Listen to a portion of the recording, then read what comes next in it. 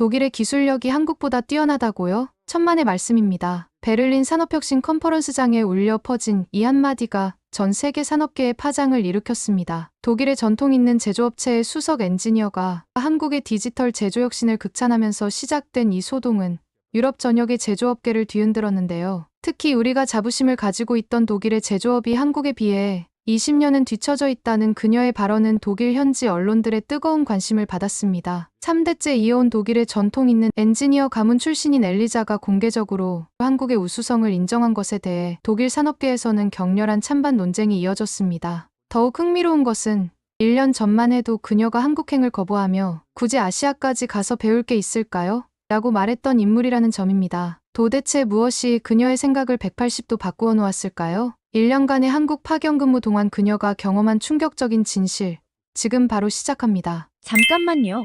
1초면 가능한 좋아요 버튼을 눌러주시면 영상 제작에 큰 힘이 됩니다. 저는 독일 함부르크의 반도체 제조 장비 회사에서 수석 엔지니어로 근무 중인 엘리자 하일리입니다. 할아버지와 아버지 모두 이 분야의 전문가였고 저 역시 자부심을 가지고 아버지의 뒤를 이어 이 길을 걸었습니다. 하지만 최근 우리 회사의 기술 발전 방향을 보면서 과연 이 길이 제가 꿈꾸던 길이 맞는지 고민하게 되었습니다. 연구실에서 새로운 반도체 세정 장비의 설계도를 검토하던 그날도 평소와 다르지 않았어요. EU의 과부하 환물 규제 때문에 친환경 세정액으로 전환하는 프로젝트를 진행하고 있었는데 예상보다 난항을 겪고 있었죠. 그때 연구소장이 저를 찾아왔습니다. 한국의 선도적인 반도체 기업과의 협력 프로젝트를 위해 제가 6개월간 파견을 가야 한다는 것이었어요. 처음엔 그저 당황스러웠습니다. 물론 한국의 반도체 산업이 세계적인 수준이라는 것은 알고 있었지만 독일의 기술력으로도 충분하다고 생각했거든요. 하지만 연구소장이 보여준 자료는 충격적이었어요. 글로벌 메모리 반도체 시장에서 한국이 60.5%의 점유율을 차지하고 있었고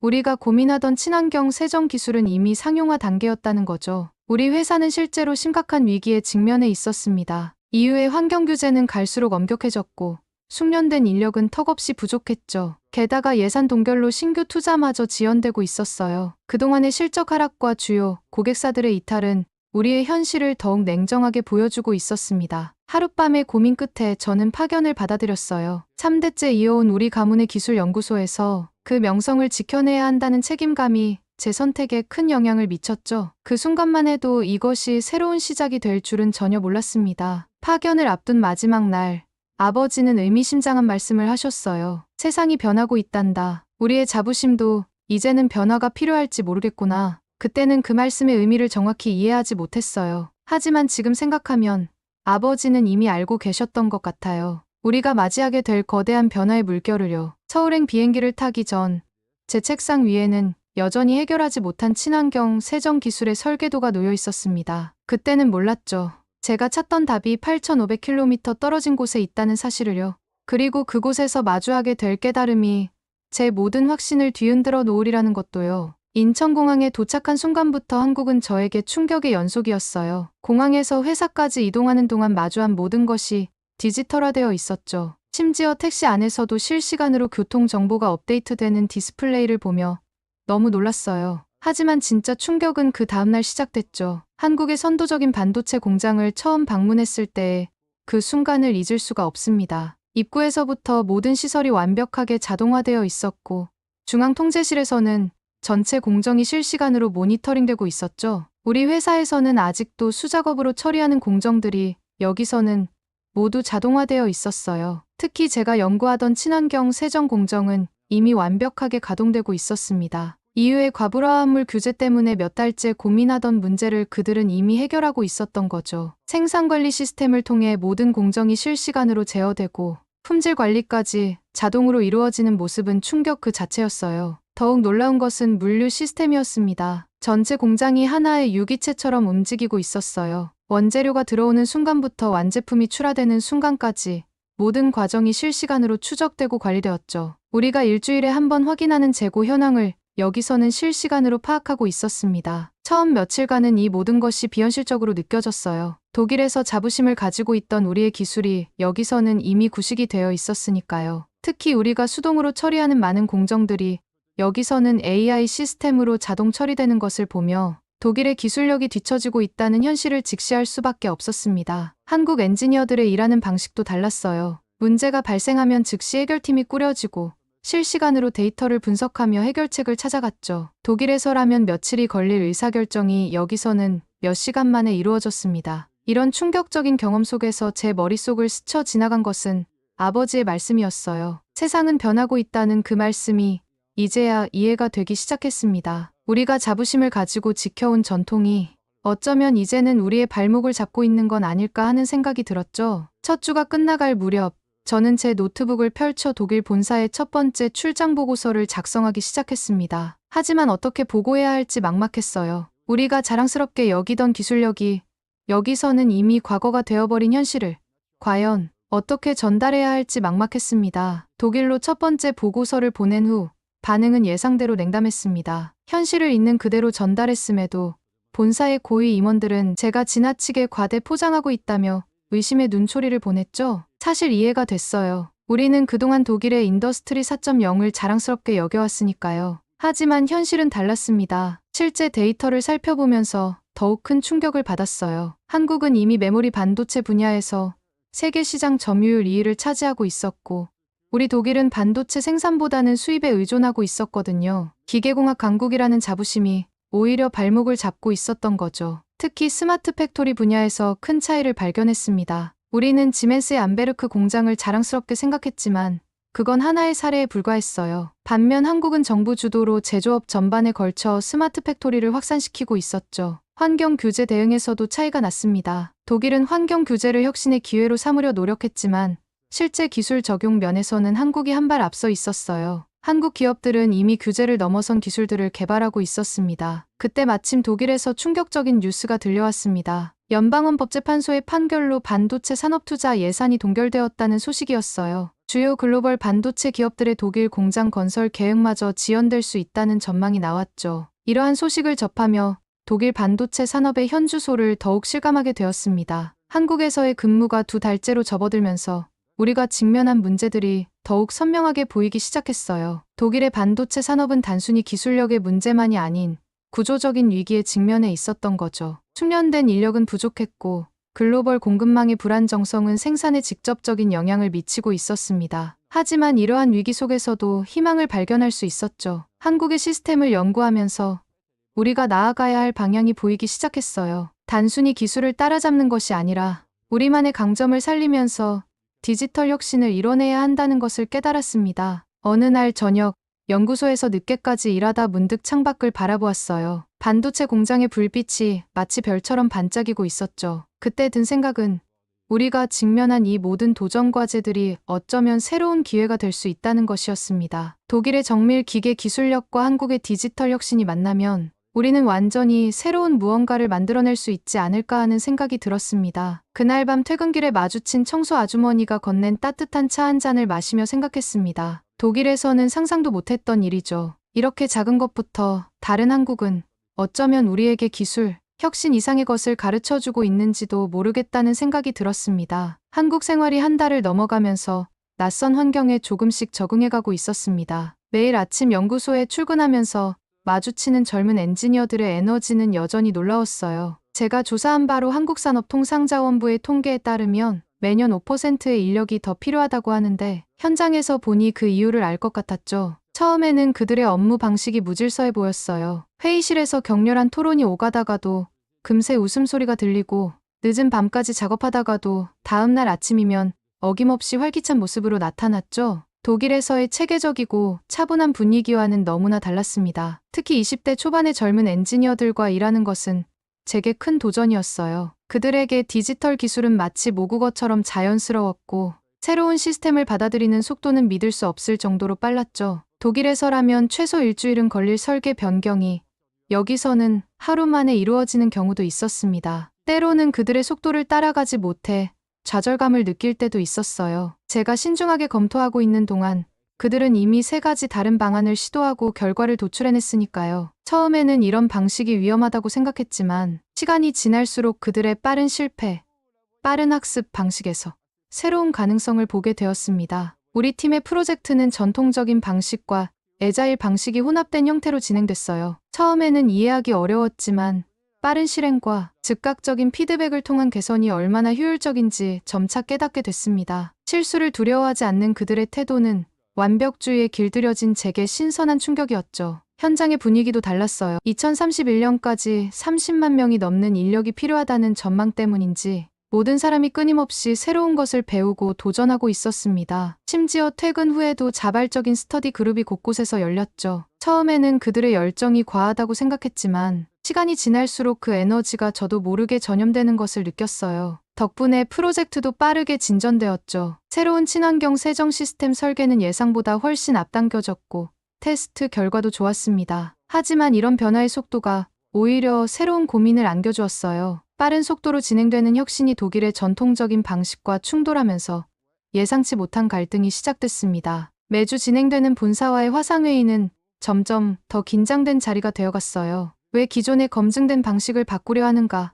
이런 급격한 변화가 과연 안전한가라는 질문들이 쏟아졌죠. 특히 연구소장은 우리는 당장 실행 가능한 솔루션이 필요하지 시험이 필요한 게 아니다라며 강하게 제동을 걸었습니다. 저는 이해했어요. 수십 년간 쌓아온 독일의 방식을 하루아침에 바꾸는 것은 분명 위험해 보였을 테니까요. 하지만 동시에 한국에서 목격한 혁신적인 시스템의 효율성도 무시할 수 없었습니다. 이건 단순히 시스템을 교체하는 문제가 아니었어요. 우리의 사고방식부터 차근차근 바꿔나가야 했죠. 그러는 와중에 제 개인적인 고민도 깊어졌어요. 매주 화상통화를 하는 마커스는 제가 변해가는 것을 못마땅해 했죠. 당신이 한국에 물들어가는 것 같아 라는 그의 말에 처음으로 서운함을 느꼈습니다. 그는 여전히 전통적인 독일의 방식만을 고수하려 했고 제가 경험하는 새로운 변화들을 이해하려 하지 않았죠. 어느 날 밤 연구실에서 혼자 남아 일하다가 문득 제 모습이 변해가고 있다는 것을 깨달았어요. 예전 같았으면 완벽한 계획이 세워질 때까지 기다렸을 테지만 이제는 불완전하더라도 시도해보는 것이 두렵지 않았거든요. 실수를 두려워하지 않는 한국 동료들의 모습이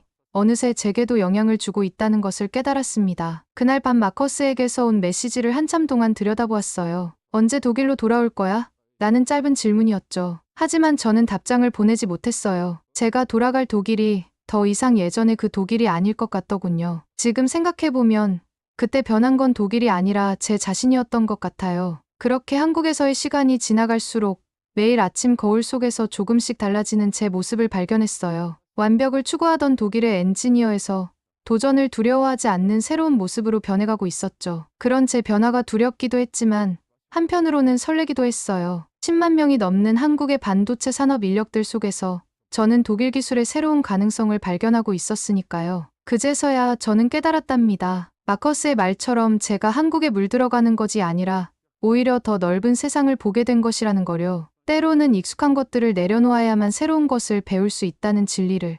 저는 그곳에서 조금씩 깨달아가고 있었죠. 서울의 봄은 생각보다 짧았습니다. 어느새 초여름의 습한 공기가 느껴지기 시작했을 무렵 우리 팀은 중요한 전환점을 맞이하게 됐어요. 그날도 평소처럼 야간 생산 라인이 가동 중이었는데 갑자기 주요 세정 장비에서 이상 신호가 감지됐습니다. 실시간 모니터링 시스템의 센서가 즉각 경고를 보냈고 현장의 모든 스마트 디바이스에 동시에 알림이 울렸죠. 독일이었다면 아마 다음날 아침에야 발견했을 문제였을 거예요. 놀라웠던 건 그 다음이었습니다. 대응팀이 즉시 가동됐고 스마트 글래스를 착용한 현장 엔지니어들이 실시간으로 상황을 공유하기 시작했어요. 더욱 놀라운 건 협력업체의 전문가들이 원격으로 접속해 실시간으로 문제 해결에 참여했다는 거죠. 하일리 씨, 이걸 보세요. 대응팀 팀장님이 보여준 태블릿 화면에는 설비의 모든 상태가 실시간으로 표시되고 있었어요. 회사에서 자체 개발한 모니터링 시스템은 공장 내부의 수많은 센서를 통해 데이터를 수집하고 분석하여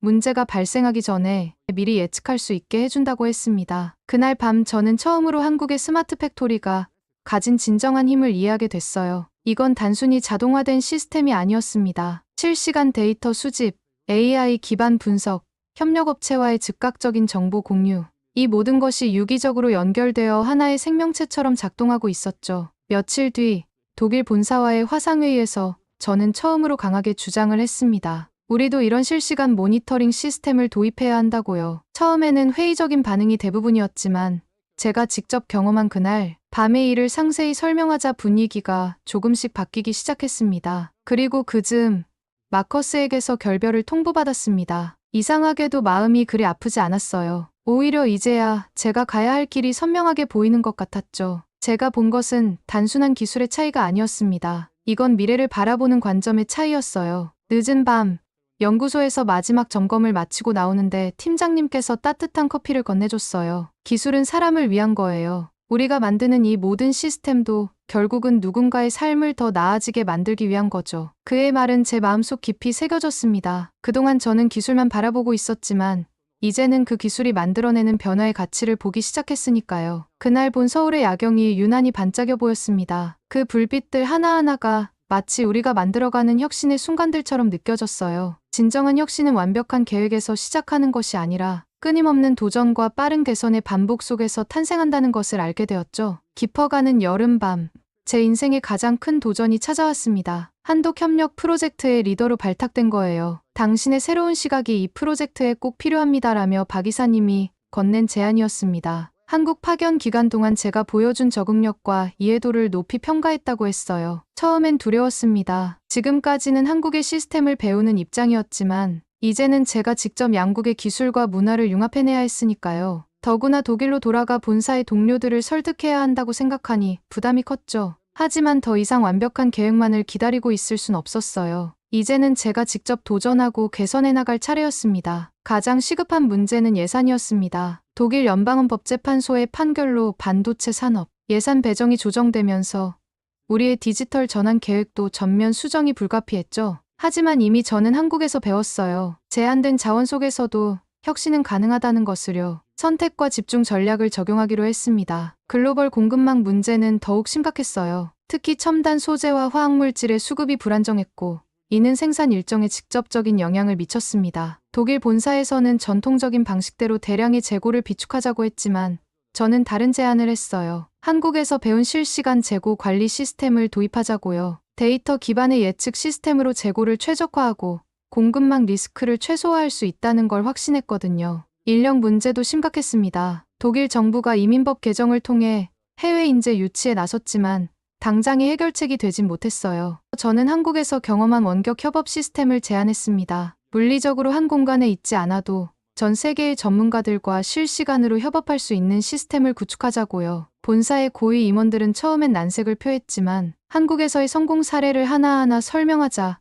결국 동의해 주었습니다. 기후변화로 인한 물 부족 문제는 더욱 시급했어요. 반도체 제조에는 엄청난 양의 물이 필요한데 독일도 이제는 가뭄의 위험에서 자유롭지 않았거든요. 한국에서는 이미 물 재사용 시스템과 스마트 워터 관리 기술을 도입하고 있었죠. 이 기술을 우리 공장에 맞게 수정하는 작업을 시작했습니다. 프로젝트를 진행하면서 때로는 심한 반발에 부딪히기도 했어요. 본사의 일부 임원들은 우리의 디지털 전환 계획이 너무 급진적이라고 비판했죠. 독일의 전통적인 제조 방식을 완전히 포기하는 것 아니냐는 우려의 목소리도 있었습니다. 하지만 저는 확신했어요. 이제는 변화해야 할 때였으니까요. 한국에서 보고 배운 것들은 더 이상 먼 미래의 이야기가 아니라고 설득했습니다. 밤늦게까지 이어지는 화상회의에서 저는 종종 스스로가 달라졌음을 느꼈어요. 더 이상 완벽한 계획만을 고집하지 않았고 빠른 실행과 개선이라는 방식에 익숙해져 있었거든요. 실수도 하고 시행착오도 겪었지만 그 과정 자체가 우리 회사의 혁신으로 이어졌답니다. 어느 날 저녁 독일 본사에서 중간 평가 회의가 열렸습니다. 발표를 준비하면서 문득 깨달았어요. 제가 추진하고 있는 것은 단순한 기술의 도입이 아니라 사고방식의 전환이었다는 것을요. 독일의 정밀함과 한국의 빠른 실행력이 만나 시너지를 내기 시작한 그 순간 저는 확신할 수 있었습니다. 우리가 가고 있는 길이 맞다는 것을요. 연구소를 나서면서 공장의 불빛을 바라보았어요. 그 불빛 속에는 이제 변화를 향한 우리의 도전이 담겨 있었습니다. 저는 더 이상 독일의 전통과 한국의 혁신 사이에서 고민하지 않았어요. 두 가지 모두 우리에게 필요한 것이었고 이 둘을 조화롭게 결합하는 것이 제가 해야 할 일이었으니까요. 그리고 이 그 깨달음이야말로 제가 한국에서 얻은 가장 큰 성장이었습니다. 1년간의 한국 파견을 마치고 독일로 돌아왔을 때 저는 이전과는 완전히 다른 시각으로 우리의 현실을 보게 되었습니다. 우리가 자랑스럽게 여기던 독일의 반도체 산업이 실제로는 심각한 도전에 직면해 있다는 것을 더욱 분명하게 깨달았죠. 가장 충격적이었던 것은 우리의 기술력이었어요. 유럽의 반도체 시장 점유율이 10%도 되지 않는다는 사실도 충격이었지만 더 큰 문제는 우리가 생산하는 최신 반도체가 14나노미터 급에 머물러 있다는 점이었습니다. 한국에서 경험한 최첨단 기술과 비교하면 우리는 너무나 뒤처져 있었죠. 공급망 문제도 심각했어요. 반도체 제조에 필수적인 첨단 소재와 화학물질의 대부분을 아시아에서 수입해야 했기 때문에 생산 안정성을 확보하기가 어려웠습니다. 제가 한국에서 보았던 완벽한 공급망 관리 시스템이 간절히 필요한 상황이었죠. 하지만 가장 큰 문제는 우리의 마인드였습니다. 제조업 강국이라는 자부심이 오히려 발목을 잡고 있었어요. 디지털 전환의 필요성은 알면서도 실제 추진은 지지부진했죠. 전통적인 방식을 고수하려는 경영진들을 설득하는 것이 제 첫 번째 과제였습니다. 인력 문제도 심각했어요. 새로운 기술을 도입하려 해도 이를 운용할 수 있는 숙련된 인력이 부족했습니다. 한국에서는 이미 AI와 빅데이터를 자유자재로 다루는 젊은 엔지니어들이 넘쳐났는데 우리는 그런 인재를 찾기조차 어려웠죠. 환경 규제 대응도 시급했습니다. 이후에 엄격한 환경 규제는 피할 수 없는 현실이었고 이에 대응하기 위한 기술 개발이 시급했어요. 다행히 이 부분에서만큼은 제가 한국에서 배워온 친환경 생산 기술이 큰 도움이 되었습니다. 본사에서의 첫 발표는 긴장의 연속이었어요. 현실을 있는 그대로 보여주면서도 희망적인 해결책을 제시해야 했거든요. 한국에서의 경험을 바탕으로 우리가 나아가야 할 방향을 하나하나 제시했습니다. 처음에는 회의적인 반응이 많았지만 구체적인 데이터와 실제 사례를 보여주자 점차 공감대가 형성되기 시작했죠. 특히 제가 강조한 것은 점진적 혁신이었어요. 한국의 시스템을 그대로 가져오는 것이 아니라 독일의 장점은 살리면서 필요한 부분만 혁신하자는 제안이었죠. 이 제안은 보수적인 경영진들에게도 설득력 있게 다가갔답니다. 그렇게 시작된 변화는 생각보다 빠르게 진행되었어요. 실시간 모니터링 시스템을 도입하고 디지털 전환 교육을 시작했죠. 한국 파트너들과의 협력도 더욱 강화했죠. 그렇게 몇 개월이 흐르고 우리 회사는 놀라운 변화를 이뤄냈습니다. 처음에는 작은 변화였지만 그것이 눈덩이처럼 커져 이제는 전체 공장이 새로운 모습으로 탈바꿈하고 있어요. 특히 최신 디지털 기술을 도입한 우리의 새로운 클린룸은 기존 대비 필요 면적을 절반으로 줄이고 자재 소비도 40 가까이 절감하는 놀라운 성과를 보여줬답니다. 가장 보람 있었던 것은 한독산업기술협력센터와 함께 진행한 프로젝트였어요. 베를린에 새로 문을 연 이 센터를 통해 우리는 한국의 첨단 기술을 더 체계적으로 배울 수 있게 되었죠. 특히 AI와 분야에서의 공동 연구는 우리 회사에 새로운 가능성을 열어주었습니다. 변화는 거기서 그치지 않았어요. 제가 한국에서 경험한 것을 바탕으로 여성 엔지니어를 위한 멘토링 프로그램을 시작했습니다. 과학, 기술, 공학, 수학 분야에서 여성의 참여를 높이는 것이 얼마나 중요한지 한국에서 배웠거든요. 처음에는 작은 모임으로 시작했지만 이제는 회사를 대표하는 프로그램으로 자리 잡았답니다. 디지털 트윈 기술과 AI를 활용한 생산 공정 최적화도 시작했어요. 한국에서 보았던 실시간 모니터링 시스템을 우리 방식으로 재해석한 거죠. 생산 시간은 줄어들고 품질은 향상되었으며 무엇보다 직원들의 만족도가 높아졌습니다. 아버지도 이제는 제 선택을 이해해주세요. 오히려 요즘은 저와 함께 한국의 기술 동향을 살펴보시며 우리 가문의 새로운 전통을 만들어가고 계신답니다. 혁신도 전통이 될 수 있다는 말씀을 자주 하시죠. 며칠 전 저는 우리 회사의 디지털 혁신 성과를 발표하기 위해 베를린의 한 컨퍼런스장에 섰습니다. 청중들 앞에서 1년 전 제가 한국행 비행기에 올랐던 순간부터 이야기를 시작했어요. 그때는 몰랐죠. 그 선택이 저를 이렇게 다른 사람으로 만들어 놓을 줄은요. 발표가 끝난 후 한 청중이 이렇게 물었어요. 독일의 전통적인 제조 방식을 포기하는 건 아닌가요?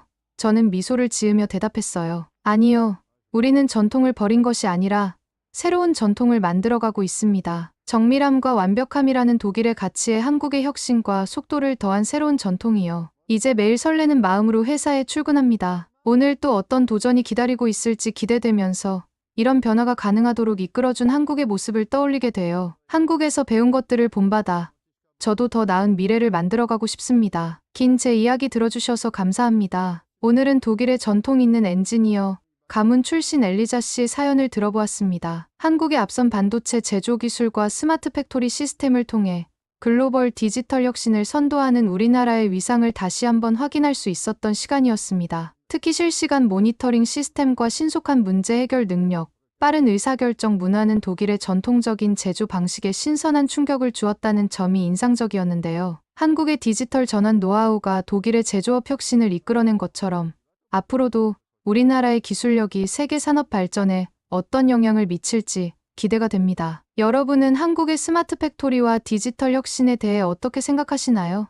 우리나라의 기술력이 세계에 미치는 영향에 대한 여러분의 의견을 댓글로 남겨주세요. 감동뭉클에서는 여러분의 소중한 마음을 모아 사연 주인공들에게 전해드리고 있습니다. 여러분 주변에 감동적이거나 재미있는 실제 사연들을 제보받고 있으니 언제든 저희 공식 메일로 제보해주세요. 오늘 들려드린 사연에 공감하셨다면 구독과 좋아요 눌러주시고 주변 분들과도 공유해주세요. 여러분의 작은 관심과 응원이 더욱 좋은 콘텐츠를 만드는데 큰 힘이 됩니다. 오늘도 여러분의 하루의 작은 즐거움이라도 되었기를 바라며 지금까지 감동뭉클이었습니다. 끝까지 시청해주셔서 감사합니다.